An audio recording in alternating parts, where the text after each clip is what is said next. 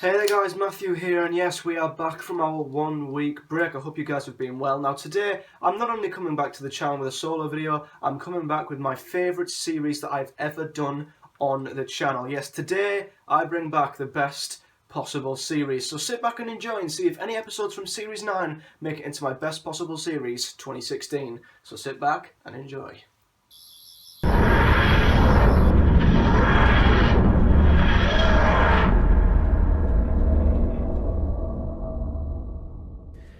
So then guys, the best possible series is back. Now for any long-time subscribers of the channel, you'll probably be aware of what the best possible series is about, but since I did this video last, which I think was the start of 2015, we've gained a significant number of new subscribers who will not be familiar with this series, so I'm going to quickly reintroduce it for you now. So, the best possible series is a series which I did many years ago, where I looked at every single episode in the modern series and basically constructed my best possible series. So, here's an example of what my best possible series was after Series 8. So, what I do is I basically look through every single series opener of the modern series, and I pick my favourite, which this time last year was Deep Breath. Then I look through all the episode 2s, my favourite was Fires of Pompeii. Then I look through all the episode 3s, School Reunion. So you get the picture.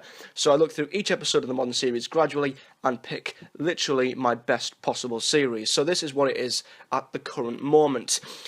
I've got Deep Breath as my favourite series opener. I've got The Fires of Pompeii, School Reunion, Listen is my favourite episode 4, The Angels Take Manhattan, Dalek, Kill the Moon, Mummy on the Orient Express, Forest of the Dead, Blink, Dark Water, The Stolen Earth, Name of the Doctor, my favourite Christmas special, which is under episode 14, was Voyage of the Damned, and episode 15 was just a special episode I flung in there, which at this time was The Day of the Doctor. So, today I'm going to be discussing every single episode in Series 9 and seeing if any of them can make it into my best possible series, all the way from The Magicians Apprentice through to The Husbands of River Song. I will not be including episode 15 in this year's best possible series. So, ladies and gentlemen, let's see what episodes from Series 9 can make it into the best possible series 2016. So let's start with episode 1, which of course my current favourite episode 1 is Deep Breath from Series 8. But does The Magician's Apprentice beat Deep Breath, or does any of the previous series openers beat Deep Breath? Well, my answer is no. Deep Breath remains to be my favourite series opener and is not beaten by The Magician's Apprentice. The reason for that is, for me, The Magician's Apprentice was just to get the right characters in the right places. I think it spent a lot of time early on trying to get the Doctor on Skaro, set up the plot, and, you know, The Witches Familiar was where it really started to kick in. You know, there was the plane thing, which, you know, didn't bother me too much, but did take up a bit of time. There was the really annoying scene with the Doctor and him on top of the tank with the guitar, which went on way too long. So yeah, The Magician's Apprentice had some incredible moments, such as when the Doctor did confront Davros, and some of the scenes between them was iconic. But for me, it wasn't an easygoing watch, it wasn't fluid, and I think it was a bit slow to begin with, whereas Deep Breath, I think, was a very all-rounded story. I think it had multiple jobs, including introducing the brand new 12th Doctor. It was a post-regenerative story. Not only that, it was a series opener. It was basically like the 11th Hour. It had such a big job to do, rebooting an entire new era, and for me, I just loved 12 in it, I loved Clara, I loved the setting, I just loved everything about Deep Breath, and just think all round it is a much better episode, and therefore keeps its place as my favourite series opener. Now we move on to episode 2. My favourite episode 2, of course, currently is The Fires of Pompeii. Is that beaten by The Witches Familiar? Yes, it is. Believe it or not, I've got The Witches Familiar as my brand new favourite episode 2. Now, I did a marathon of the modern series. I think it was not long after I did the best possible series last year. And there were a few episodes which I remember really loving, and then on rewatch I found them a little bit of a letdown, and I struggled to rekindle my love for them, so to speak. And one of them episodes, unfortunately, was The Fires of Pompeii. And there are some very good aspects to it. I love the way that the Doctor is fighting time itself and history itself, and is faced with this horrendous dilemma where he's got to basically sit back and save the world, but also keep history intact by seeing thousands of innocent people die. And that aspect is incredible, and I loved the scene where him and Donna basically decide together that they together are going to commit this terrible crime. And yeah, I love the family in it. It's got Peter Capaldi in it, so that automatically makes it amazing, and also just still boggles my mind to this day. But on rewatch, I really found, was it the Pyrovile, quite a letdown of a villain. I mean, I don't know if they weren't as good to me as they were in memory, but I didn't really care for them, and I didn't find that the characters were in too much danger throughout the episode. I think it was carried pretty much by the Doctor and Donna, whereas The Witch is Familiar, I think, is a very, very good episode. There are a few things that do niggle me, such as Clara being inside the Dalek, and the Dalek casing somehow interferes with her feelings and her voice and changes them to exterminate. No, that doesn't work. It's not the Dalek casing that makes a Dalek menacing, it's the Dalek mutant. That just ruined continuity completely. And, you know, the Daleks were complete fan service, let's be honest. But there were some astonishing moments between the Doctor and Davros, and it was without doubt one of the best scripts of Series 9 when it comes to some of the dialogue between the two. It was just absolutely incredible, emotional stuff written by Stephen Moffat. So, although The Witch is Familiar wasn't the strongest of episodes, it is my favourite episode 2, because the lineup of episode 2s also is not very good. If you look back, you've got The End of the World, Tooth and Claw, the Shakespeare Code, you've got The Fires of Pompeii, obviously, The Beast Below, Day of the Moon, and Dinosaurs in a Spaceship and Into the Daleks. So not the strongest lineup of episode 2s.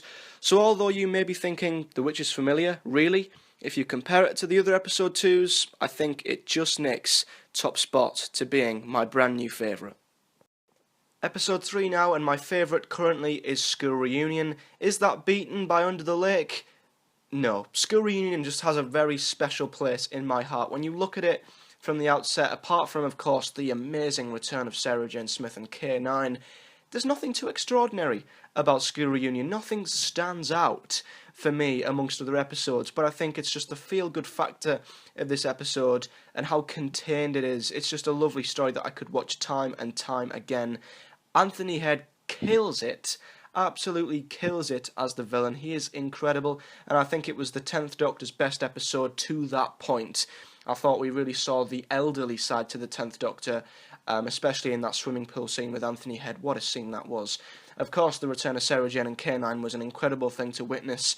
It was nice to see Mickey join that TARDIS team as well. He was great comic relief. It was just a real good feel-good factor about this episode. The setting of the school was really good too. It felt very relatable, especially to me at the time. I'd have been about 10 years old, so it's probably why it has a special place in my heart.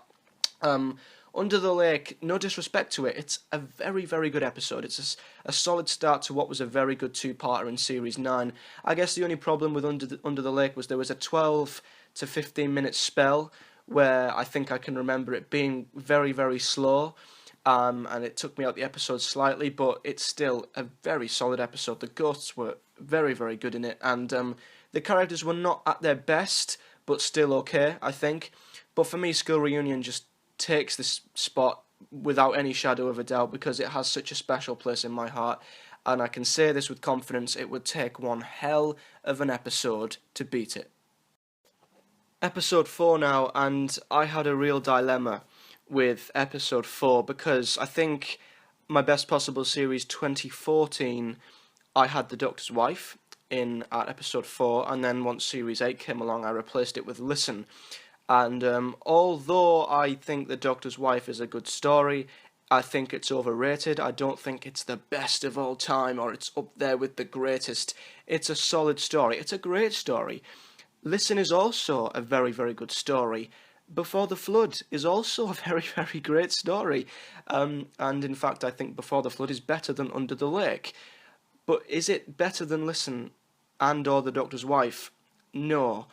I think Before the Flood is a good story. The Fisher King is very good, but I think it's better staying in the shadows because once it came out of that big reveal, it just got swept away and was rather underused. The ghosts continued to be good, and the main thing was the side characters came into their own in Before the Flood. I thought they were very, very good.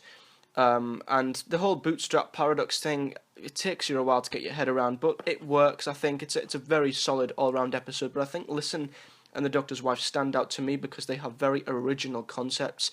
The Doctor's Wife, of course, the Doctor meets the TARDIS physically for the first time ever, and Listen, we saw the Doctor investigating into this childhood theory that he had, and it came all round so cleverly with that incredible monologue by Clara at the end where we went back to Gallifrey. I mean, Listen is just a spectacular episode. I love it the more I watch it. So what's better, Listen or The Doctor's Wife? I'm going to stick with Listen.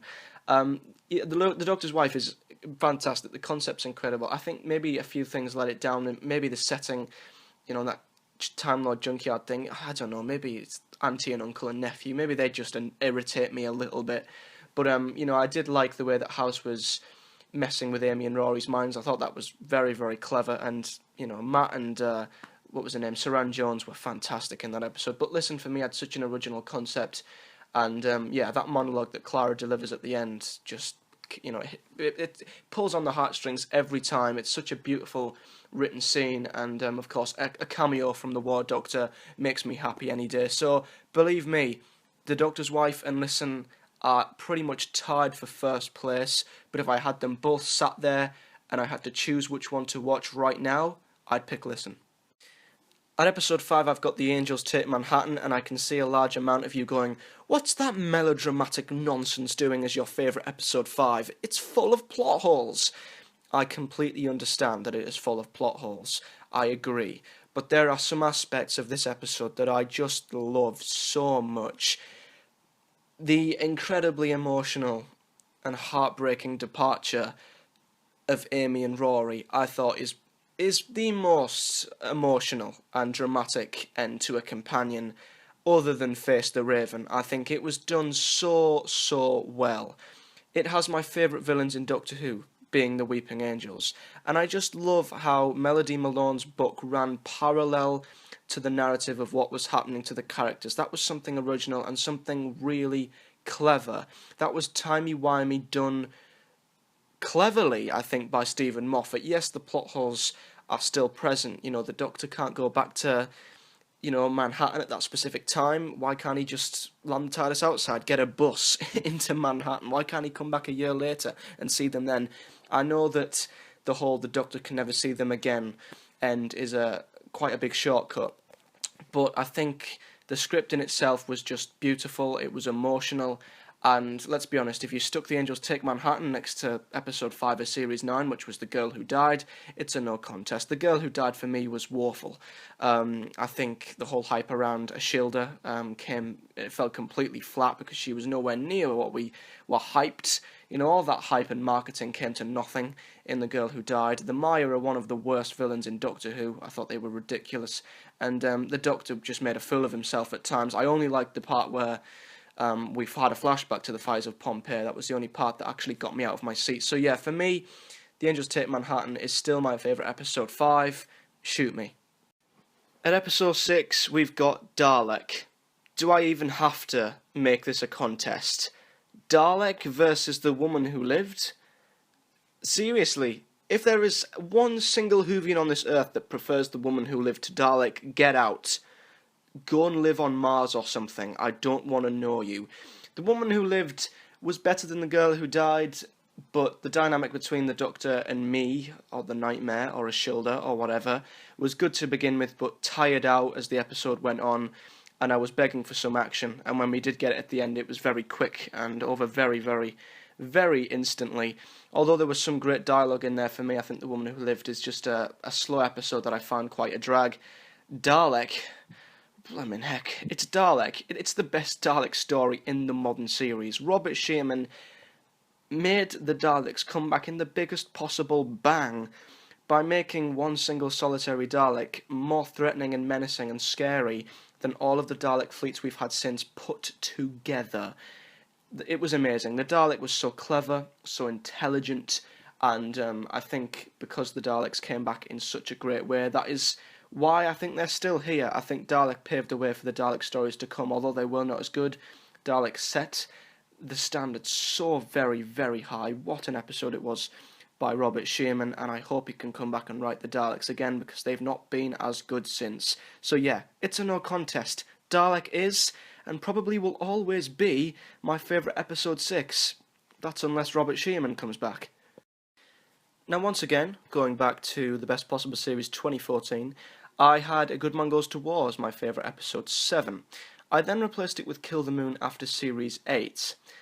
And now, of course, we had the Saigon Invasion. So, my goodness, 3 incredible episodes, but which one is my favourite episode 7?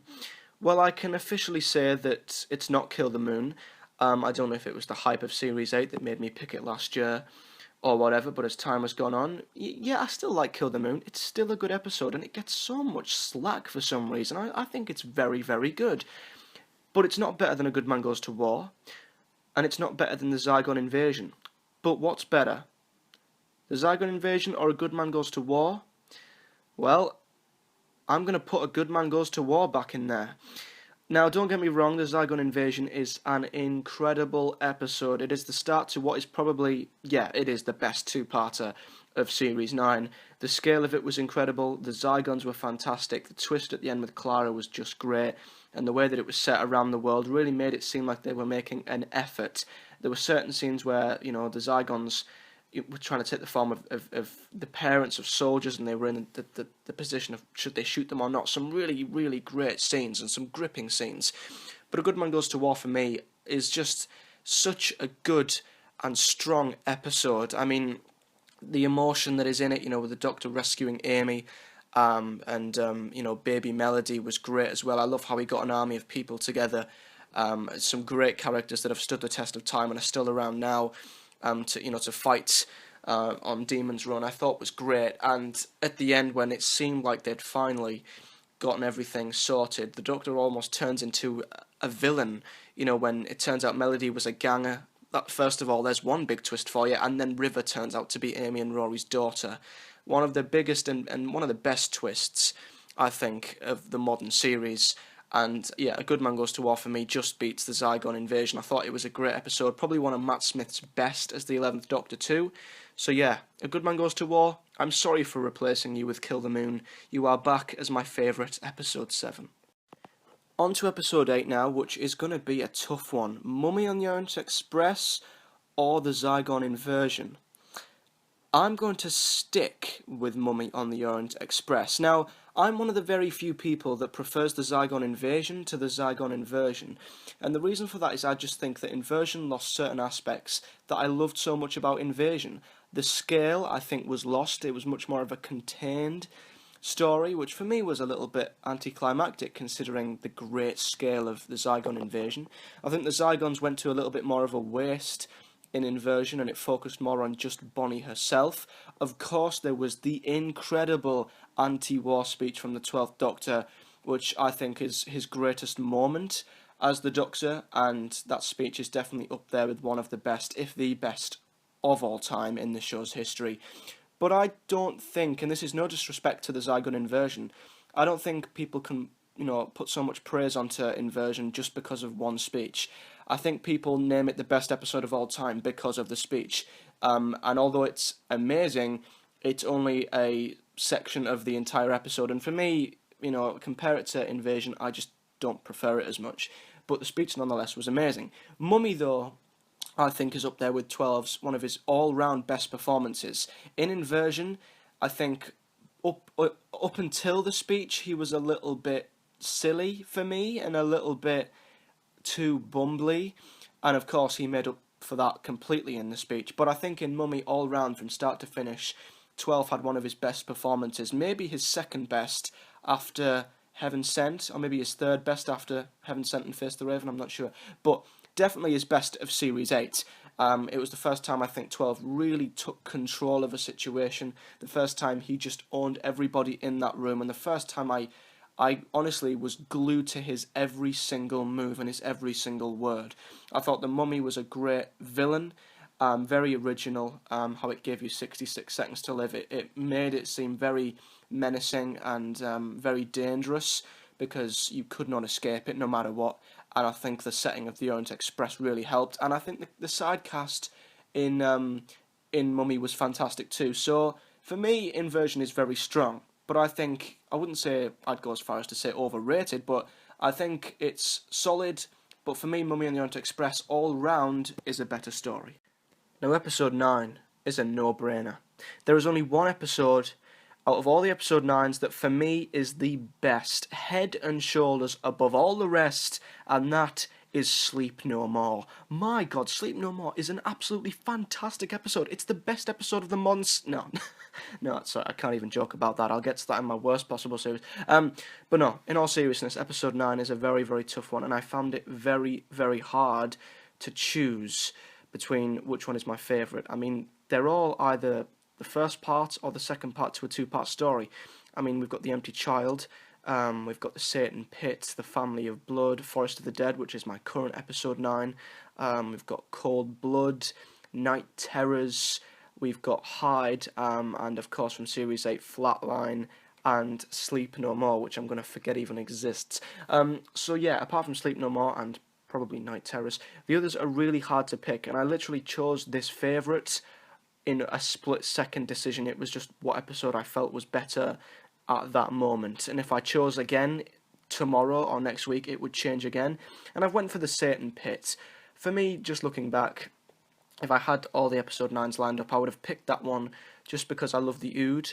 I thought it tackled religion, which I kind of liked. I liked the whole devil thing.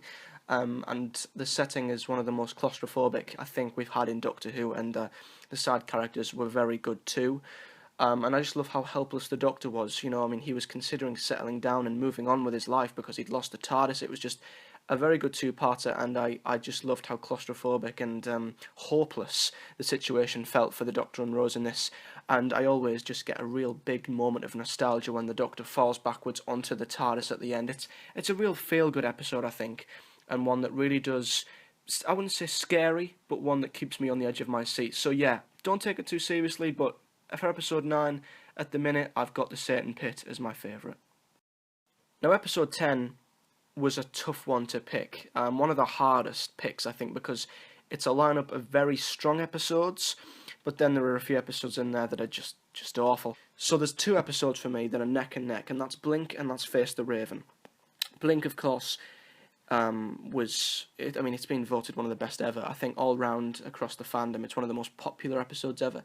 And of course, for me personally, it introduced my favourite villain, being the Weeping Angels. It's an astonishing episode. I mean, I think Blink had its own individual soundtrack as well, which, unless it was stock music, I'm not sure, but it was so atmospheric, and one of the very few episodes that genuinely scared me out of my wits. The characters were great, and considering it was a Doctor Light episode, it carried itself so well. And then there's Face the Raven, which, as you know, was one of my favourites, my second favourite of Series 9, and had an amazing, fantastic end for Clara Oswald. And my favourites, I'm going to put Face the Raven there. Now, completely disregarding Hellbent, which is an unmitigated piece of shit, which I will get to next time in my worst possible series, forgetting what happened to Clara and her whole comeback and all that complete and utter bollocks, Face the Raven on its own, stood on its own 2 feet, is incredible. I think Rigsy was a great addition, and I liked how the characters were caught up in this sort of crime drama sort of thing. You know, who did he kill this woman? Did he not kill this woman? And you could tell that Ashilda's character was not originally meant to be there, but she played a good part too. And I just loved how it was poetic in a way that Clara's overconfidence and her cockiness and her addiction, which has been an unrunning theme for a number of years, came back to bite her on the backside and inevitably, in the end, caused her demise. And it wasn't just her demise that I loved. I loved 12. 12 was immense in this. I mean, Capaldi brought back the rebel in the best way possible. The way that he would threaten Ashilda was shivering. It just gave me the shivers. It was spine-tingling stuff from Peter Capaldi. And of course, the ending for Clara was so emotional. One of the most physical and impactful deaths in Doctor Who, and it was one of the most well-executed as well. The direction, the music, the editing, the acting, all was fantastic. So yeah, for me, Face the Raven is the best episode 10, as long as we forget that Hellbent ever existed. Episode 11 is another very, very tough lineup. Again, going back 2 years, I think I had Turn Left as my favourite episode 11. And I'll be honest, for some ridiculous reason, I picked Dark Water last year. And It's the most puzzling pick from last year's lineup. I do not know why I picked Dark Water. I mean, it's okay, but why I chose that over Turn Left's beyond me. I mean, is it the Missy reveal at the end? I don't know why. I honestly do not know why. But yeah, it would have been Turn Left, and of course we've got Heaven Frickin' Sent. Okay, it's a no-brainer. Heaven Sent, is without doubt my favourite episode 11, and it's probably second to The Waters of Mars as my favourite episode of the modern era, and definitely in my top 5 of all time. I mean, Capaldi carried the episode himself for the full 55 minutes. It's his best performance as the Doctor, without doubt. It was such an original concept, seeing the Doctor trapped on this very strange and horrible island where the rooms would change, and he was chased constantly by this speechless and stalkerish sort of villain, which was the Veil, which really did creep me the hell out. The Doctor had to be clever, he had to use his initiative, and he was put through physical and mental torture to get out of this horrible hell of a puzzle box. It was amazing, and I know people can say, oh, but really, him punching through a wall that was 100 times stronger than Diamond, even after 7 billion years, isn't that a bit far-fetched?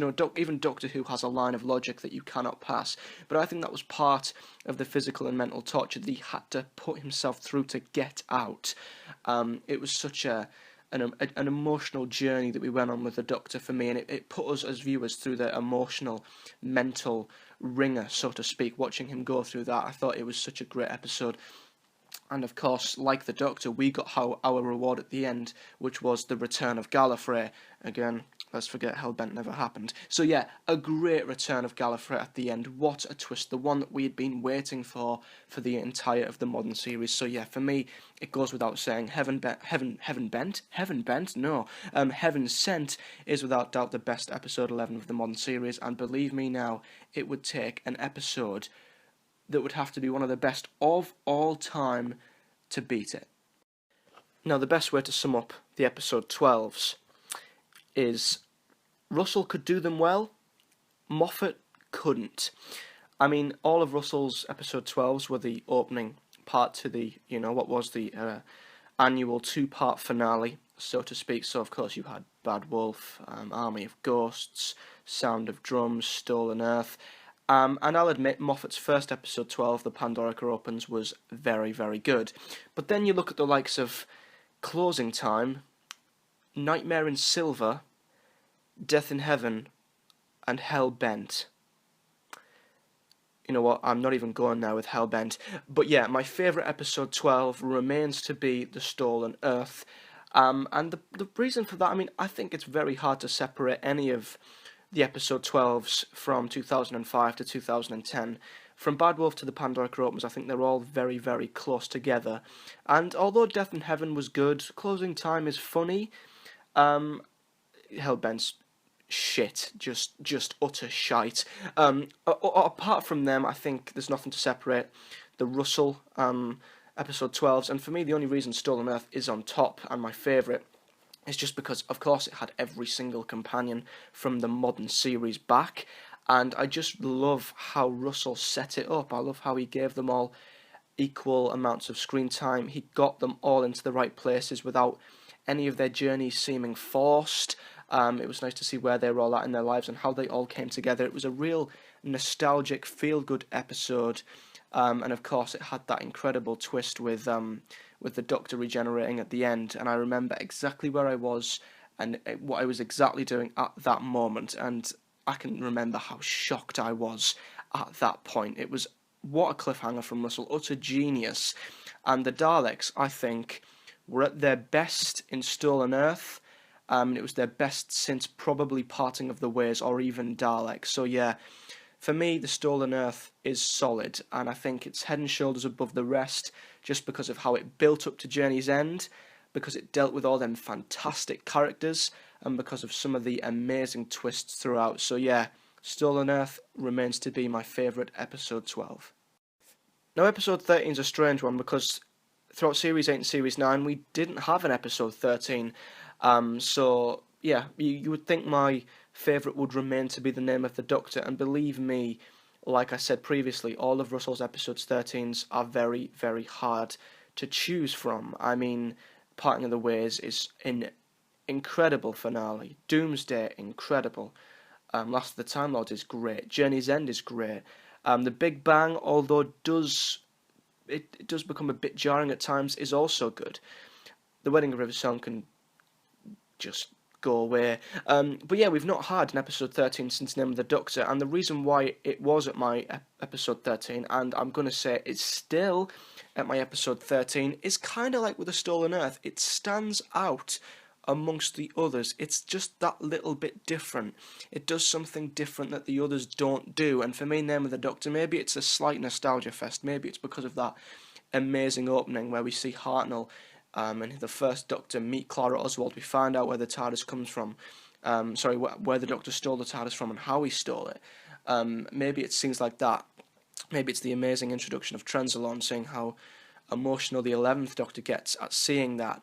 The Great Intelligence was great in it too. I think there's just certain aspects of this episode. It's a bit like Angels Take Manhattan. I can see why people dislike it, and I can see why people hate the whole Clara becoming every part of the Doctor's victories. Believe me, I hate that aspect of the episode just as much as anybody else. But like Angels Take Manhattan, I have a real soft spot for it just because of how different it is.